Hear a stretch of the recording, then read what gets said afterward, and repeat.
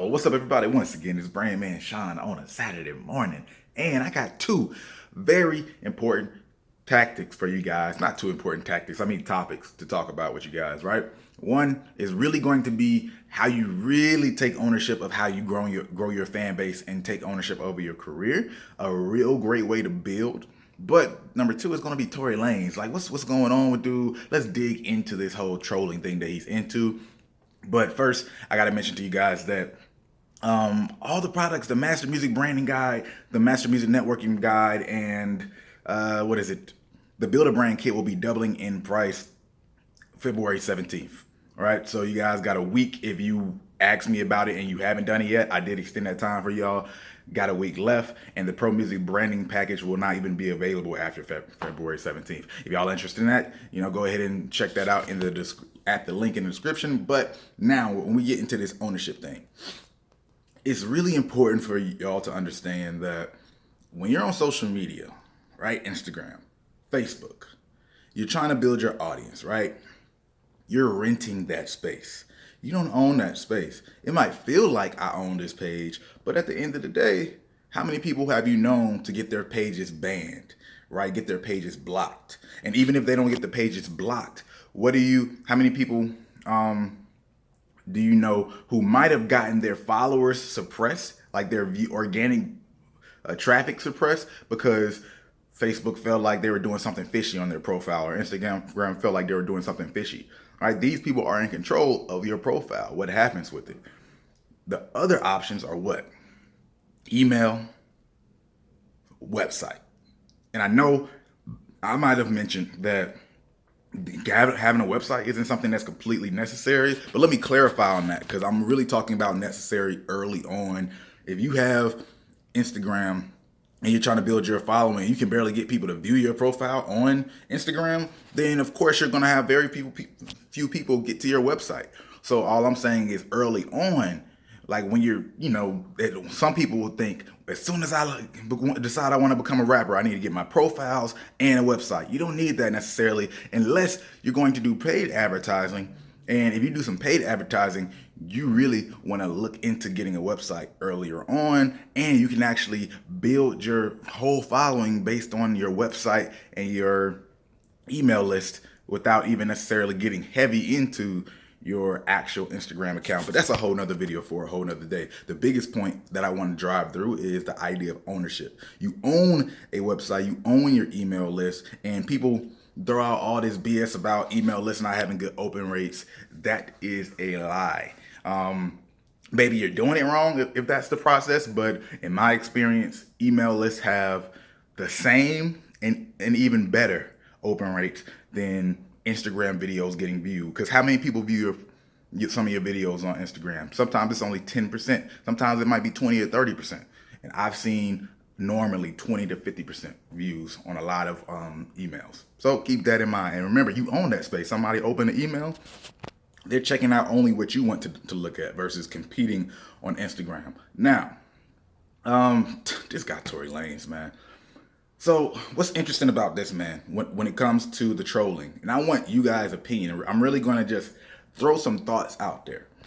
When it comes to Tory Lanez, why does it seem like nobody really cares about the trolling that's going on? Yes, people are engaged. People might check things out if certain things get mentioned, and it might get covered on like Everyday Struggle. But overall, it's not making Soulja Boy impact. It's not making, well, definitely not making Kanye impact. But there's so many just other people who have done trolls. Lil Pump, 6ix9ine. Tory Lanez is not connecting fully. Now I know it probably helps the fact that he actually said, hey man, some of this stuff is just buddy, I'm friends, there's no real beef there. That might take some of the edge off. That's a theory to play with, but a part of it might feel like, is he thirsty? Right? Because he's been doing it for so long. The Joyner Lucas thing, cool, that got the most attention, but it seems like since then, it started to slowly die down. You see him, getting mentions with Don Q, the Dream Doll, because she came at him. That helped. That was probably the next biggest moment, because a girl came at him and threw some dirt at him. But it seems like, for whatever reason, people are tired of the trolling where it's not getting as much gas. And I can credit, though, not Jordan Lucas. I can credit Tory Lanez with the fact that, I mean, he finally gets it, because before he was pretty much a I need more credit rapper, but very serious in his public persona. But now it's like, hey, I'm in on the joke. I'm accepting the fact I got this Beijing in my hair or whatever, or whatever. I got the hairline fixed. I'm accepting all these things. I realize that being a part of the joke can actually make me bigger. But at the end of the day, like I said, like, why do y'all think that it's not fully connecting? Do you care about what's going on? Have y'all followed all of the things that got mentioned? Is it just too much? And maybe there's too little focus? I think that might be part of it. When he's coming at a lot of different people, right? He came at Dreamville. He came at Jordan Lucas, Dream Doll, Don Q. There's been a few other people, right? Maybe it's too much for people to focus on. And that's something, when we talk about branding, honestly comes up a lot, right? It's like when you have too many different types of music that you can't build a real fan base around.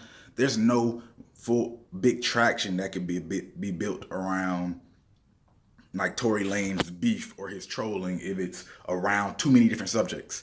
So the media doesn't know how to cover it. They're just gonna build one article and say, hey, this guy is coming at a lot of people, and that's gonna be over. But I think the most interesting thing that I wish somebody would do, and I think would have gotten huge attention if Dreamville really took the bait for Jordan Lucas to go up the ladder and fight J. Cole ball style, like literally trying to beat every single person in Dreamville until it got to J. Cole. That would have been super dope.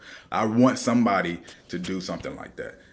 Or if TDE and Dreamville could go against each other. But I really think that's a great concept. If somebody can actually do that and everybody buys in, which is hard too, that's what's the reason people are going to do it? It's business at the end of the day. What's the real benefit? And egos, that's hard for it to get done. But yeah, people don't care about this Tory Lanez thing. Why? Why do y'all think it is? I threw out some theories, and it's something to think about when you guys troll.